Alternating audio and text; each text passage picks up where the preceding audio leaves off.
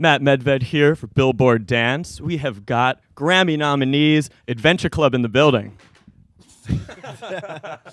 Happy to be here, Matt. Oh, glad to have you. Glad to have you. Welcome to New York. So you guys are nominated for your remix of Kehlani's Undercover. Yeah. Tell us a little bit about that moment when you found out that you were Grammy nominated. Take us back. I'll let you take that one. This is actually a pretty funny one. We were flying in from a show. We took a red eye, which we don't do that often anymore. It really takes its toll, and you kind of lose the next day. Kind of kills anyway. the next day, yeah. But we landed. It's morning, and Leighton's always quicker with his phone. You know, he's always trying to check his crypto, whatnot. And he kind of turns around. He's one seat ahead of me, and he kind of stands up a little bit, and he's like, "Yo, our manager." He's like, "I think his name's Robbie." He's like, "I think Robbie's pranking us, man." He's like, saying we got a Grammy nom, and I'm like, He has a history, dude. "Yeah, typical. He's ruthless with the pranks." Like, Boy who cried wolf. yeah. So we're like, "Nah, okay, funny guy." And then agent hit Leighton up, our agent Pete, and Leighton's like, "Man, this guy actually got Pete to hop on board with us too." Like, Really deliberate plan, just to mess guys with us. just really, really mean. And we just didn't believe it, right? So Leighton goes on himself. He looks, and then he finds The actual Adventure Club nomination. up as a nominee. And we were in the middle of the plane. We had just landed, so the seatbelt signs were on. Yeah. We did not respect those. 0. Understandable. So he's one seat ahead of me. We kind of just stood up, had like a hug. We celebrating. Flight attendant was yelling at us or something. But like it's a blur. But like just the wave of emotion that comes right at that moment when it kind of like dawns on you that like the biggest accolade, one of the biggest accolades in music, has just kind of been given to you. Very, very humbling. Still can't emotionally process. This was they were announced November 28, right? Still not even 2 months ago. We're still not fully processing it. Makes sense. Yeah. Makes sense. Yeah. I mean, I bet your phone started blowing up. It was ridiculous. Yeah. Oh man. Well, take us back, to the backstory of the actual remix. Tell us a little bit about how that came together, why that song, and your creative process. I mean, we've always been huge fans of Kehlani. Thankfully, the guys at Atlantic really helped us out. Alex Soifer, Mike Karen, we listened to her whole album, picked that song. I think it was the one that spoke to us the most. Yeah. I mean, and then they ended up giving us the stems. It was a pleasure to work with them. And then we started just working on the remix. yeah, when we're trying to look for a remix, like it's not just about like what's our favorite song, you know? Because like if it's our favorite song, it's almost like damn, like we can't do anything with it, you know? Like we have to we really thought that vocal was like a very cool vocal that we could work with and recontextualize, because like, you know, you listen to her version, our version instrumentally, they're just so different, right? So like that's something we have to see, and yeah, Undercover just jumped at us like that. We're like, wow, this is dope, and we think we can do something different with it. Yeah. And you guys, I remember when you guys were first kind of coming up in the dance music scene, I feel like it really was your remixes that stood out at first. Yeah. You know, you guys were able to make a lot of noise with those. Just for, you know, the fans out there that are kind of, you know, wondering and maybe have, you know, been following you since then, how has your approach to remixing changed? And how would you describe that approach too? Well, that's what felt really cool about the Kehlani remix, is like we kind of went back to like our old school remix approach, like and like some people when they hear remix, they're like there's a little bit of a stigma to it, but that's not the way that we see remixes, you know, like because we are re-envisioning a song and kind of taking that, like taking a vocal or something like that and putting it in such a new different context atmosphere. Like we kind of feel like we're more sampling than remixing, you know what I mean? But like obviously, you know, we keep it under it. Everyone knows what the song is, like we're not going to try to hide it, you know, so like we have no problem doing the remix, but it's fun because that's the stuff that we came up doing, and like we have like a lot of our biggest songs are like our classic remixes. Like we're not ashamed of that. We embrace that. Yeah. So to get like that nod towards the remixes, it's actually like I think it might actually be better, like more rewarding for us, because it's like a nod to our roots. You know, like this is where you came from, and as like, far as the process goes, we did it the same way we did all our old classic remixes. We got the vocal, Christian and I sat down with instruments, he sat down with the guitar, I sat down with the piano, found like the best chords that would work for the mood we wanted to get. and then we took it from there. Makes sense. And we were just chatting earlier about how you guys have a lot of new music in the works, new projects. So let us know what you can tell us about all that. We're like, yo, we got to talk about this new project, but everything's confidential. We're not going to say tell a you lot anything about it. We're about going it. to say nothing about it. We're super excited about it. It's been like pretty much consuming our thoughts for the past couple months now. I'm not sure if we're at liberty to even say the name, the collabs. We do have some of our favorite artists on it. It's something that I think will bring our fans back to the roots of Adventure Club and why like you first fell in love with the music. And just like that kind of era almost. Yeah. You know?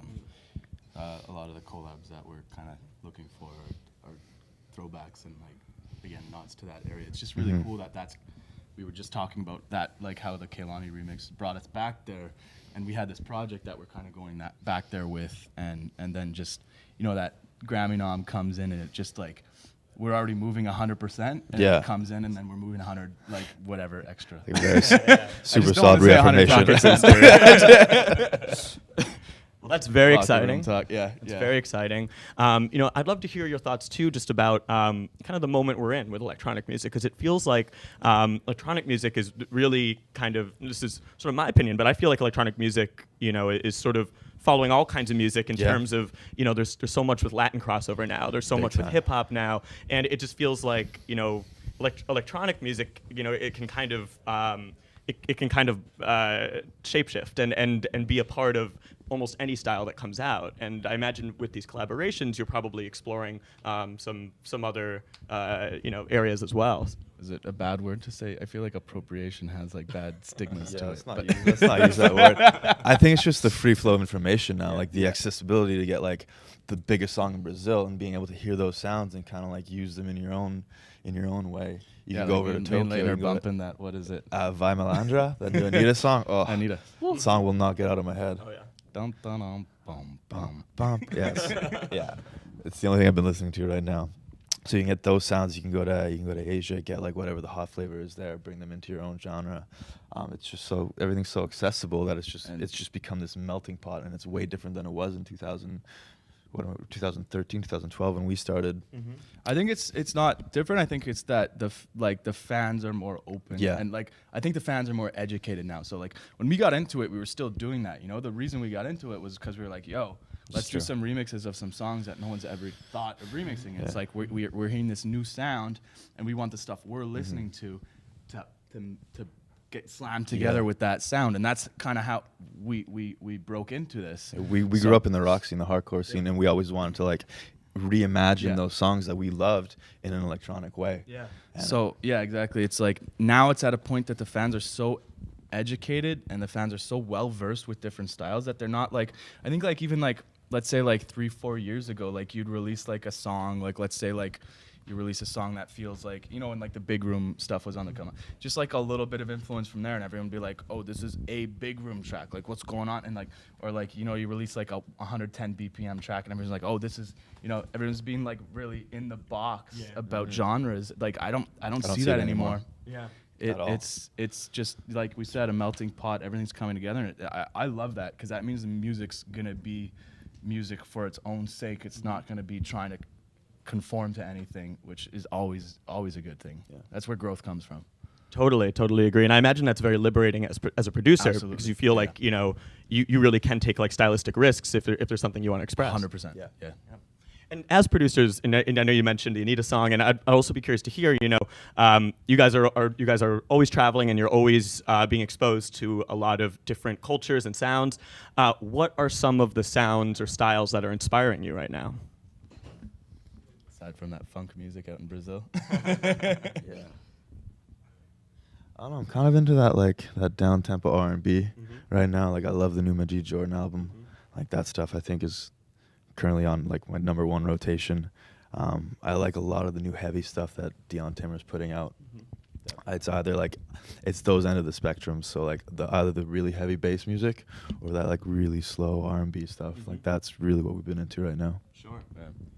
You guys are from Montreal originally, and it seems like a lot of great electronic artists have come out of Montreal. I Yeah, could just yeah. think of some of our mutual friends, like Snails Snails. and the Black Tiger Sex Machine Yeah. guys, and just talk a little bit about what the music scene is like in Montreal and why and where it's sort of at. I'll take it. I feel like the Montreal music scene is we get like a lot of the European influence pretty early, and it's easy to just how do I even word this? We get stuff like a little earlier, just because, right? Like even on the come up, like we felt like we were getting that Euro influence really early. So like, it moves differently, has like a different shape. It's almost like America meets Europe. So it just has that cool. I don't want to say it's like ahead of the trends, but I think because it's just maybe a little more open culturally, we can kind of like Montreal ends up jumping on stuff a little quicker. Yeah. And when things start coming up, we already have really well established artists when they're coming up, because like I don't want to say we're there earlier, but you know what I mean. So we were there first. But yeah, aside from that, it's a melting pot of different genres. You have guys like Snails, Chromeo, Arcade Fire. We just have a lot of Arcade Kitchenada, huge one. Just a vast array of electronic sounds. Now, also before we got on set, we were chatting about the cryptocurrency world, blockchain technology. We actually have in this week's print issue of Billboard, we've got the first article about Bitcoin and blockchain. And it's actually about DJs trading in cryptocurrency, and we were chatting about how it seems like so many people in this scene are into it.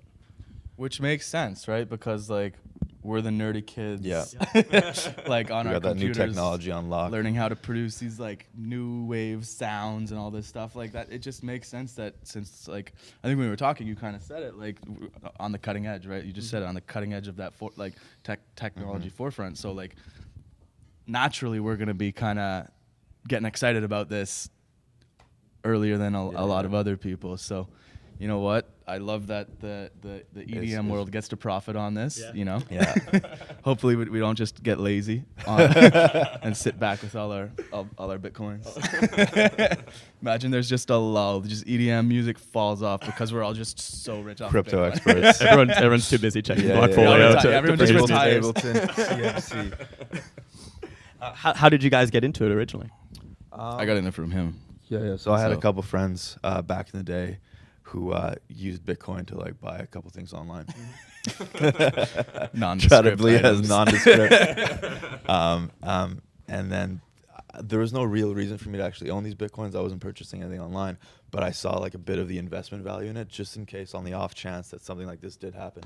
So I didn't go too heavy in it. I purchased a couple, and then sat on them. A couple years later, I was like, what's going on here? These things were like fractions of a penny, and right now they're like sitting at $10, $100. I bought a bit more, sat on it, and then you kind of spot the trend. You see a bit more people getting into it. You see a couple DJs being like, Justin Blau, for example, was like, "Yo, have you heard of Ethereum?" Like, if people like this are talking about it, I feel like there might be some value, some substance into actually researching it and getting a bit more into it.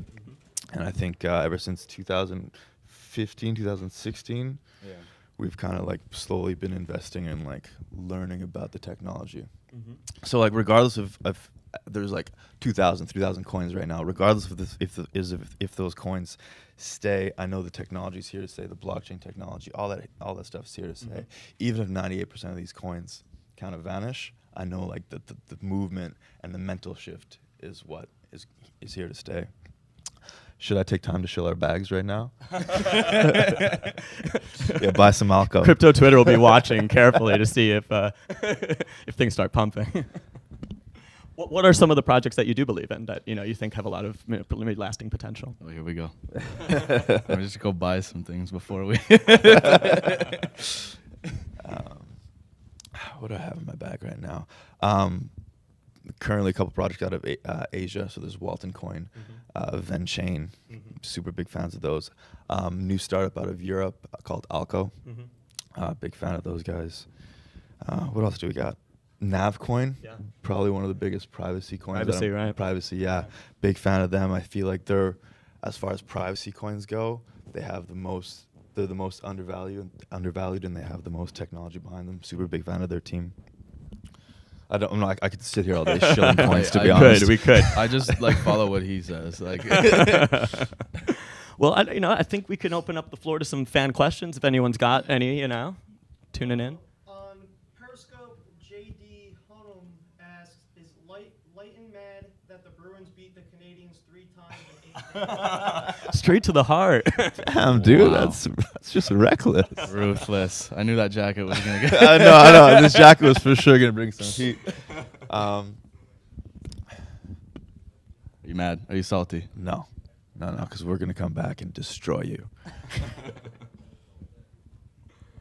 Some others, what is on your guys' Spotify playlist right now?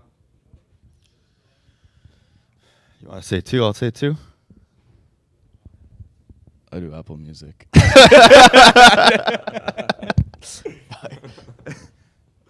playlist I'm bumping right now the most, surprisingly, is actually my own little homemade classical playlist. A lot of it has like Chopin's nocturnes in it, like his minor nocturnes. It's like it's a winter thing. The snow comes down, you're driving.